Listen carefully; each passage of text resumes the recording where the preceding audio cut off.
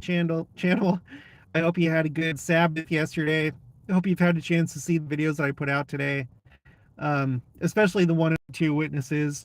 And I feel like there's a lot of reason to believe that it's been going on, uh, probably ever since Israel became a nation. Frankly, especially when you understand the symbolism of 3.5 and how essentially it's not talking about a literal 3.5 years, but it's more of a time of apostasy, a time of Satan having power and such.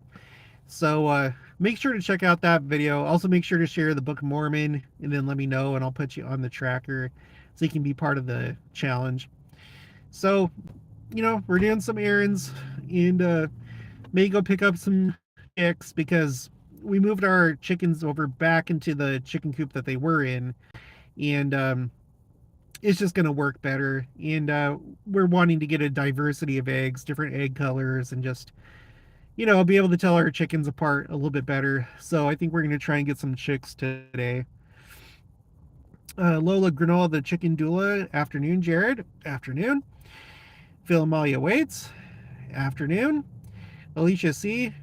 Jared, I share. Make sure to put that in the comments of another video. I won't be able to track it right now because I'm away from home. Same with you, Michael Smith. If you don't mind, you guys put it in, just put it in a different video, put it in the comments, and then I'll be able to put that on the tracker. Joshua Park, we're about to do a chicken move in a month or so as well, hopefully. Yeah, it's been so weird. It's just like with our homestead, we keep changing things up, rearranging, and we're happy with it for a while, and then we change it back, or we'll do something completely new. I want to get to the point where we're just no more changing things. Eduardo Polanco, can you teach us your ways of being a chick magnet? Dayston, hi. Mick Van Nader, how is Jared? Jared is good. Gosh, I wanted to do a video today. There was another video or another article that came out from Israel 365 talking about what's going on in Israel, but specifically Hamas's call for a third intifada. There are more quotes to go over, and I just wanted to share some more things. I may not get to that. I don't know. We'll see how it goes. But man, I really think that we should keep an eye on what's going on in Israel because there's a lot of moving pieces right now. I heard that they're kind of pausing the judicial reform. Not really pausing it, but they're saving most for after the Passover break, essentially. So hopefully that'll make this period that we're going into just a little bit smoother. Because if they were to try and push it through before Passover, I would imagine that would only inflame the situation, make things worse, and they're probably already expecting a lot of terrorism and stuff like that. So I don't know. I feel like there's a lot of potential for things happening over there this year. Everything that I've read talks about how the younger generations of Palestinians, they were never part of the first or the second intifada, and so they've heard about it, and it's now they want their turn. And I think Hamas and others are trying to take advantage of that to get them mobilized and have a third intifada. So there's a very good chance, I think, that this could be the beginning of the end, the beginning of the final war. I guess we'll see, though. Lola Granola, the chicken doula. Having different colored egg layers is fun. I know what egg belongs to which hen. Yeah. Yeah, we used to have a pretty good mix of colors, because we had some Americanas. If you guys aren't familiar with your chicken breeds, which most of you probably aren't, Americanas are the ones that you can count on usually to lay the blue or green eggs. And then you have other chickens that lay white eggs, all shades of brown and pink. And then usually I think it's the Morans that lay dark, kind of like a darker brown colored egg. So our idea is that we want to try and get the whole spectrum. So we're going to try and build up our flock again, and I don't know. Things are just better now that it's in this new coop. Not new coop, but this new coop setup that we have. Lisa Jax found the numbers to letters very interesting. What does 3.5 translate to? Um, well, 3.5, it's viewed as a time of when evil is in power, because it's half of perfection, because 7 is perfection. So half of perfection is just like, it's like blah, it's gross, it's bad, it's arrested development. And so it makes a lot of sense when you understand it that way, and you think about the woman, the symbolic woman that gave birth to the child, and then she went away for 1,260 days in the King James version, but in the Joseph Smith translation, years. You realize that it's talking about a period of time of great apostasy, right? It's not like a literal 3.5. Queen of the North, hi Jared, your cough is much better. Yeah, it has gotten better. Thanks for noticing. And I don't know if it's just because I'm taking my allergy medication more, but I have noticed that it's getting better. Chef Mark, hello from Polish guy living in Logan, Utah. So many changes are happening every week. I know. I know. I don't know if I already said this before, but on my great grandma's side, there we have some Polish on that side. Her maiden name is Zabriskie. I love confetti. Hi from Saratoga Springs. Just starting our open house in a few weeks. Yeah, that's exciting. That's really cool. Eduardo Polanco, does the egg color mean anything nutrition wise? Not that I've seen or heard. So I'm not sure, but I kind of don't think so. Lola Granola, the chicken doula says there's a few dark layers. I'm working on those. Yeah, we used to have some, what were they called? Majestic Midnight Morans, and I was hoping that they would lay dark eggs, but they didn't. So I guess not all Morans lay dark eggs. Heidi Hansine says, I'd love to see your recommendations for a coop setup. Well, I'm still trying to figure that out, but I think how we have it set up now is probably the best that we've had it so far.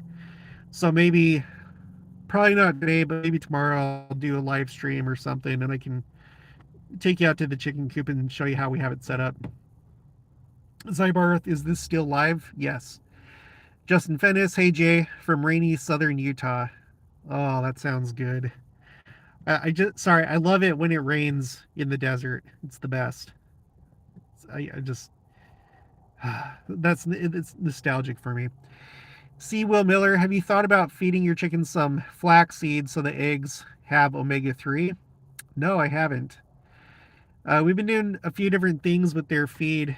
There's like a thing going around right now where they're like, hey, don't feed them the feed that you get at the store because they've made some kind of change and it's making it so that they're not laying eggs anymore, which I'm not sure if that's true.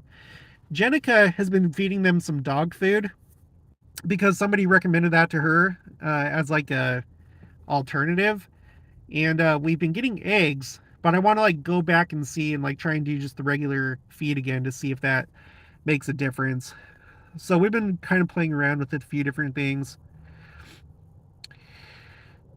uh Zybarth says my city doesn't allow owning chickens. Darn it. Susan Medeiros, I love the live chats. Good, because I don't know if these are boring or if they're just too full of fluff or what people think. Loyal to the foil, hello from England. I like that name. Welcome. Zybarth, cross the street to the other city and you can own up to 6 chickens. Cool. My town doesn't have a limit um, that I know of anyway. Let's see. Lola Granola, the chicken doula. No more at all. No more at all. 3 only real difference is colored eggs deposit the dye on their egg earlier in the process of laying, and brown eggs deposit it later in the egg laying process. So the inside of egg is white. Michael Smith, Jared, What are you most excited for with the upcoming general conference? To see if there's any big announcement or, any big thing. Um, I feel like this conference has the potential for something big to happen. Simply because of all the things that we've been talking about when it comes to Palm Sunday. Um, the fact that the April 2020 General Conference was Palm Sunday, and then this one, 3 years later, is also a Palm Sunday. And I really feel like we didn't fully understand or grasp the significance of doing that Hosanna shout. And now 3 years later, is that going to bring something? I don't know. Are they gonna announce a temple in Independence, Missouri, or announce that they're gonna? But I just feel like big things are going to happen, and I'm very interested to see how many temples are going to be announced.